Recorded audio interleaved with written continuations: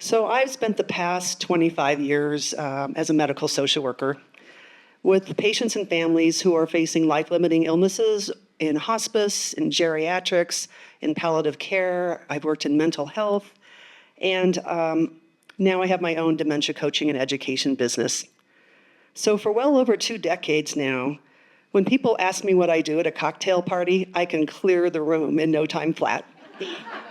All I have to say is that I'm a dementia specialist, that I used to work at bedside and hospice with people that were living in nursing homes, assisted livings, memory care, and people have one of two predictable responses. The first one is that they turn ghostly white, they back away from me as quickly as possible, and they run screaming from the room like I'm the angel of death and I'm coming for them next. So the other work thing that people do when they find out at a cocktail party what I do, this happens far less often, but they come up to me, total strangers, complete bear hug, tears running down their face, and they say something like, "Oh my God, you hospice people are angels. You took care of my grandmother last year until she died of Alzheimer's disease. You must have wings underneath that sweater. I could never do that depressing job in a million years," right? And the other one is, it takes a very special person. I always got that one.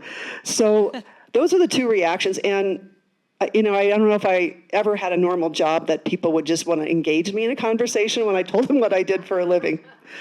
Because this other job I had before hospice, prior to my hospice work, and I can thank Denise Shannon, she hired me back in hospice in 2001.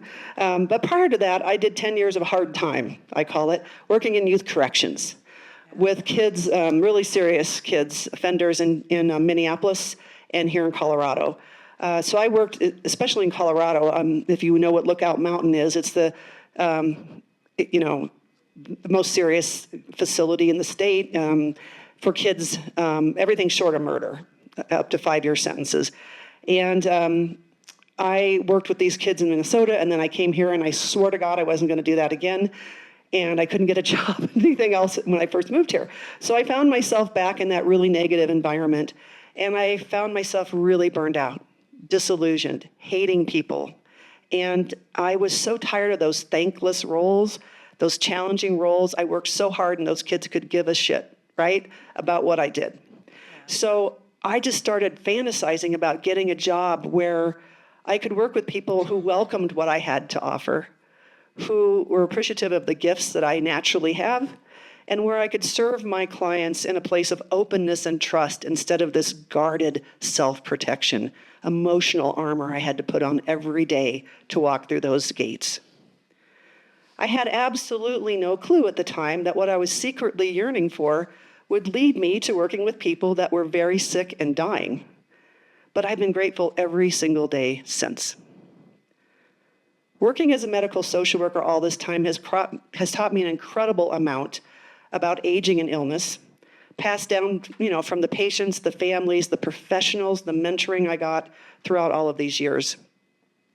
Caring for those residing in nursing homes, assisted livings, and memory care provided me an outstanding education about the diversity of ways that people can respond when the prospect of death comes knocking on their door or knocking on the door of someone they love.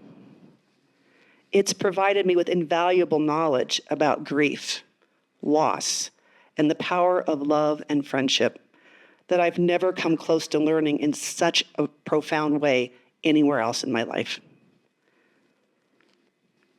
The emotional intimacy of my work in the world has enabled me to get up close and personal with those I care about in a manner that few people, I think, get the chance to witness. Because of all these bedside experiences that I've had, I'm finally, on my good days, learning how to cultivate hope amidst great uncertainty, to discover healing even when there's not a cure, and to think long and hard about the choices I make in my own life, as well as the legacy I someday hope to leave. Because of seeing just how devastating a disease like dementia can be on the person living with it and on the families who love them and care about them, I've developed a burning passion for empowering dementia care partners, people living with dementia and organizations, and am fortunate enough to start my own business as a dementia coach and educator back in 2019, a job I relish. Anybody who knows me can tell you that. And even though I can still clear a room in no time by telling people what I do, because dementia is the #1 most feared disease out there, I know I'm exactly where I need to be and doing the word I hold most sacred. So there are hundreds of lessons that I've gleaned over the past 2+ decades in my work, but I want to share one main lesson with you today in the amount of time I have. And it seems very relevant in the times we're living in, even though I wrote this story many years ago. The lesson I want to talk about is the power of forgetting, that I learned from 2 very memorable women by the names of Evie and Jane. I wrote about them in my book, Bedside Witness, in a vignette entitled The Unlikeliest of Friends. It's my favorite story in the book. So Evie and Jane lived across the hall from one another in a huge senior living community that had independent living, assisted living, and then a small memory care. And it was over in Lakewood, near where Belmar is now. And they were just a hoot, these 2 women. So Evie was from New York. She was always fashionably dressed, matching accessories, patent leather shoes. She thought she was in a resort and her husband was coming for her any day, but he had died and the son moved her here. So she never realized that she was in memory care. She just thought she was in a resort. And right across the hall, literally across the hall from her, lived Jane. And Jane was from the hollers of West Virginia, in a town so small you could spit from one end of it to the other. She dressed in jeans, button-up, plaid shirts, and very sensible shoes. She was the antithesis of flashy in every sense of the word, in her no-nonsense way. She had been diagnosed with vascular dementia 5 years earlier, resulting from a series of small strokes she had over a 3-year period. With the brain changes resulting from her strokes, Jane couldn't fully understand the fact that she was living in a neighborhood designed specifically for people with dementia. But she was savvy enough to know that something was different about her fellow residents. She would often confide to me in hushed tones that the people who live in this place are older than the hills and a few bricks short of a load. All right, see you soon.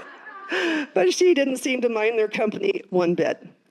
In fact, the person she enjoyed being with the very most was the one she seemingly had the least in common with in the entire place, and that was Evie.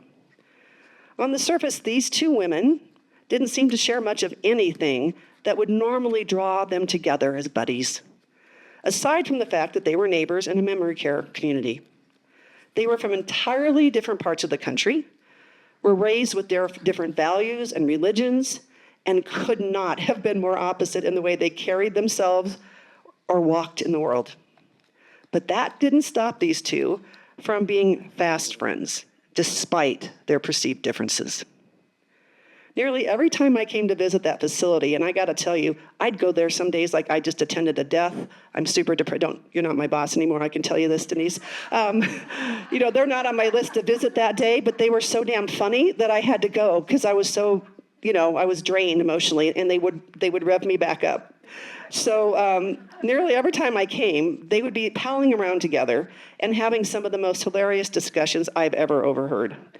The 2 of them hung out in these side-by-side chairs right outside the dining room, which was kept locked between meals.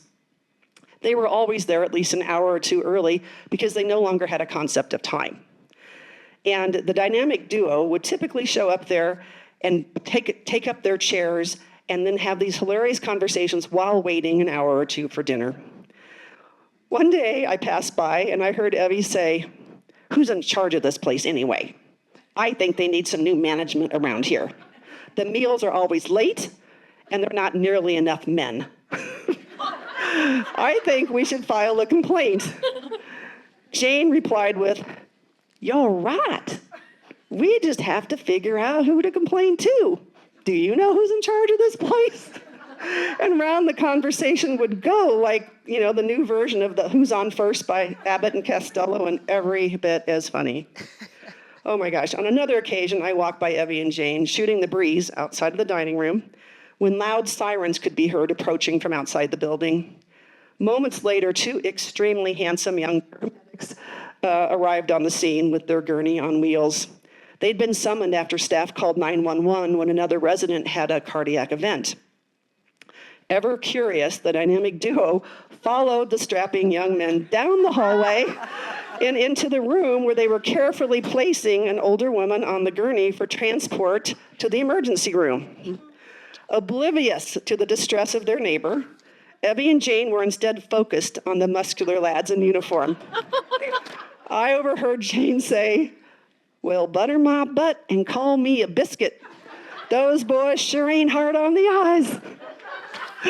Evie nodded in agreement and sidled up next to the stretcher, turned on her dazzling smile, and began flirting with the young men as if there weren't 60 years of age between them.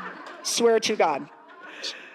Both of the paramedics turned bright red from Evie's unedited and colorful comments, including offering to remove the other resident off the gurney so she could ride to the ambulance with them too. As they were leaving the building, I heard Jane exclaim, "Those boys are faster than a one-legged man in a butt-kicking competition. Just look at them go." It was the most exciting event that had happened in as long as Evie and Jane could recall, and they were enjoying every second of the ride. In times such as those, I thought to myself, I can't believe I get paid for this. It wasn't the kind of image that most people have of hospice work, but in truth, those kinds of hilarious and sacred moments happen frequently, which is why I stayed 8.5 years in that job. And I savored what they had to teach me about the importance of love and friendship and the value of staying firmly in the present moment. So having witnessed that incredible friendship between those two women, I look back and now forward and wonder what it would take in this highly contentious world we're living in to foster such alliances with the people in our lives who we seemingly have nothing in common with, and to forge relationships with those we have come to inherently distrust and hate based on what we think they represent or believe that maybe doesn't align with our points of view. What seeds of friendship might be sown if we were able to build community with our neighbors, no matter how different they might appear from us? If we were literally able to forget about the issues that divide us and focus on our shared humanity and belly laughs instead. Maybe that's the silver lining that comes with dementia and memory loss. So what I learned from my interactions with Evie and Jane and from so many others over all these years with dementia is that it's possible for all of us, even without dementia, to practice forgetting about our differences and to form new relationships based on what unites us as people instead of what we believe or perceive divides us. If only we could soak in that wisdom and integrate that powerful lesson in our lives, just think how much more loving, compassionate, and peaceful our world would become, and how many more belly laughs we could share together. That's the kind of world I want to live in, and I'm guessing that many of you do as well. So when I think back on their unlikely friendship, it causes me to reflect upon my own history, actions, and relationships, and ask myself some very important questions in the process. Are there still places in my life where I have become so hurt, resentful, or guarded that I'm filled with self-righteous anger and blame and rendered an emotional hostage to my pain and insecurities? Are there areas in my life where I truly need to practice forgetting when it comes to my perceived differences with others so I can release my anger and judgment so I can find mutual respect and connection before the commodity of time runs out? Are there acts of open-hearted vulnerability that I need to take in order to mend fences with the people in my life I find myself in conflict with? These questions haunt me periodically and regularly invite me to take a deeper dive into reassessing my choices and values. They inspire me to be honest with myself about how I'm living to ensure that I'm in alignment with the values that I honor most. So because of that, perhaps the most crucial question that any of us can ask ourselves is this: what actions can I take today to live a more compassionate, loving, and authentic life so that I don't have to concern myself with mending fences at all. I'd like to close with a quote by one of my favorite poets and spiritual teachers, Mark Nepo, from his famous text, The Book of Awakening. We have been battered by modern times into obsessive problem solvers. But as life pares us down into only what is essential, it becomes clear that the deepest sufferings of heart and spirit cannot be solved, only witnessed and held. I urge you all to become compassionate witnesses to one another and to hold one another up on this messy, painful, and beautiful odyssey we call life, to cultivate hope amidst the darkest of times, to learn to heal even if you can't be cured, and to drink deeply from the well of humanity when you thirst most for connection, belonging, and love. Thank you.